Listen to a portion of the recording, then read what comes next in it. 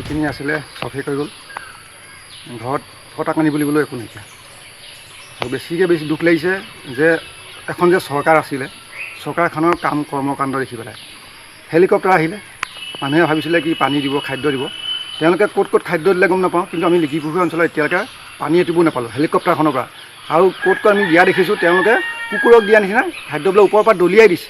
তেওঁলোকে কি বানকান্ত ৰাজ্যক সাহায্য দিবলৈ আহিছিলে নে কুকুৰক দানা দিবলৈ আহিছিলে বা গৰুক দানা দিবলৈ আহিছিলে? মানুহক তেনেকৈ বস্তু দিয়ে, দলিয়াই দিছে, তলত পৰি ফাটি গৈছে, গাখীৰৰ পেকেট ফাটি গৈছে, আধা খাইছে, কিছুমানটো উটিয়ে গুচি গৈছে পানীত পৰা পিছত। তাৰোপৰি প্ৰশাসন যন্ত্ৰটোৰ কথা কৈছোঁ, প্ৰশাসন যন্ত্ৰটোৱে কৰিছে কি, সেইদিনা বিমল বৰা এখন মিনিষ্টাৰ আহিছিলে, তেওঁলোকে বিমল বৰা পকাই দৌৰি ফুৰিলে, কিন্তু বানাকান্ত ৰাজ্যৰ ওচৰলৈ আহি তেওঁলোকে নুসুধিলে যে কি হৈছে কি নাই। এতিয়া মোৰ ঘৰত গাড়ীখন নিজে দেখিলে, এই গাড়ীখন আছিলে মোৰ সম্বল। এইখন মই স্কুল গাড়ী চলি আছিলোঁ। এতিয়া এইখন নহ'লে মই কেনেকৈ চাই একো নাইকিয়া আমাৰ চব হৈ গ'ল। গতিকে প্ৰশাসন মানুহখিনি কৈছে, আপোনালোকে যদি কাম নাই আপোনালোকে ঘৰলৈ গৈ যাওকগৈ, বেলেগ মানুহ আছে নাই কাম কৰিবলৈ, কাম কৰা মানুহ ধেৰ আছে। এতিয়া ক'বলৈ মই নিজে গৌৰৱ কৰিছোঁ, মোৰ কিনা এঘৰ ল'ৰা। মানুহক সুধিলে গম পাব, সি এবুকু পানীত নিজে কলগছ কাটি 6-7টা মানুহক বচাইছে। SDF অহাৰ আগত সেই অকণমানি ল'ৰাটো বচাইছে, বয়স বেছিও নহয়, 17-18 বছৰ ল'ৰা হ'ব ল'ৰাটো। সেই ল'ৰাটো বচালে, কিন্তু SDF ক'ত গৈছিলে? অকল শিৱসাগৰ SDF আছে নি? ইয়াত আপোনাৰ ওচৰে পাঁজৰে ঢেৰ ডিষ্ট্ৰিক্ট আছে, চৰাইদেউ আছিলে, আপোনাৰ যোৰহাট আছিলে, ডিব্ৰুগড় আছে, তেওঁলোকক খবৰ কৰি ইমিডিয়েট কিয় নানিলে? এখন SDF মানুহ পঠাইছে, অন্য নিব পৰা নাই। এতিয়ালৈকে মই নিজে ব্যক্তিগতভাৱে চৰকাৰৰ ফালৰ পৰা একো পোৱা নাই, প্ৰশাসনৰ মানুহ আহিবলৈ কোনো ব্যৱস্থা কৰা নাই। গতিকে মই অনুৰোধ জনাইছোঁ সন্মানীয় মুখ্যমন্ত্ৰী মহোদয়ক, আমাৰ নিচিনা যিবিলাক আমি কৰি খোৱা মানুহ, আমি দিন হাজিৰা কৰা মানুহ নিচিনা, গতিকে আমাৰ মানুহৰ অকণ চকু চক, আমাক কিবা এটা আৰ্থিক সাহাৰ্য দিয়ক, যাতে আমি আকৌ পুনৰবাৰ আমি কিবা এটা জীৱনটোৰ কাৰণে কৰিব পাৰোঁ। আমি কৰিব নোৱাৰোঁ, আমি জীৱন বছৰ মোৰ বছৰ 45 বছৰ পাৰ হৈ গ'ল। কোৱা যিমানখিনি আমি 20-30 বছৰ কৰি পেলাই যিখিনি কৰিছোঁ সেইখিনি শেষ হৈ গ'ল। আৰুতো আমাৰ কৰিবলৈ বয়স নাইকিয়া, আৰু কাৰণ কেইবছৰ ৰাখিম।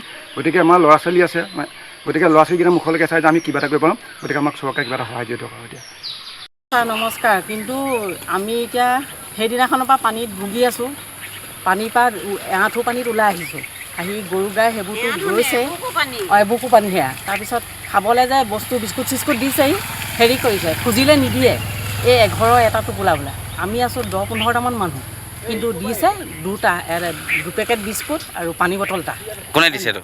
সেইটো কালি কংগ্ৰেছে আহি দিছিলে, তাৰপৰা আমাৰ নামটি চাৰিআলিৰ পৰা আহি দিছিলেহি, তেতিয়া দিলে পানী বটল 2টা, বিস্কুট, এনেকুৱা খিচিৰি। কালিতো নিদিয়ে, আমি হেৰিটো প্ৰথম যিকেইদিন বানত ডুবিছিলে সেইকেইদিন পানী প্ৰশাসনৰ ফালৰ পৰা কিবা দিছে? একো নাই, কালি পাইছোঁ আমি, কালি পাইছোঁ। ঘৰ কেনেকুৱা পৰিৱেশ এতিয়া? একো নাই, আপুনি সেইটো আমাৰ ঘৰটো চিনি পায়, দৰ্জাখন খুলি চাবাচোন, 3খন দৰ্জা ভাগি গ'ল, বস্তুবোৰ ইফাল। আগফালে মানে সোমাব নোৱাৰোঁ, বাইক, ভিলান, কি কয় আমাৰ যে টেণ্ট হাউচৰ বস্তু আছে, চব চেডেলি বেডেলি, বিছনা হেৰি এইটো কি কয় চব পৰি আছে। এনেকুৱা মানে আমি চব হুট হৈ চব মৰিয়ে যাব লাগিছিলে নি হুটত গৈ। মোৰ খালি ল'ৰাটো নাছিল, ল'ৰাটো থকাহেঁতেন 3টা ডেথ হৈ যোৱাহেঁতেন একো নাই। এতিয়া এইবোৰ অলপ কষ্ট নি, এতিয়া আঁঠুলৈকে পলস আছে, সেইবোৰ উলিয়াম কেনেকৈ? এনেকুৱা অৱস্থা। এতিয়া সেই হেৰি এইটো কি কয় কালিয়ে বিস্কুট পানী থৈ দিছিলোঁ, খাই পেলাই ওলাই গেছ চেছ চব ডুবি আছে। এনেকুৱা অৱস্থা, কি কৰিম?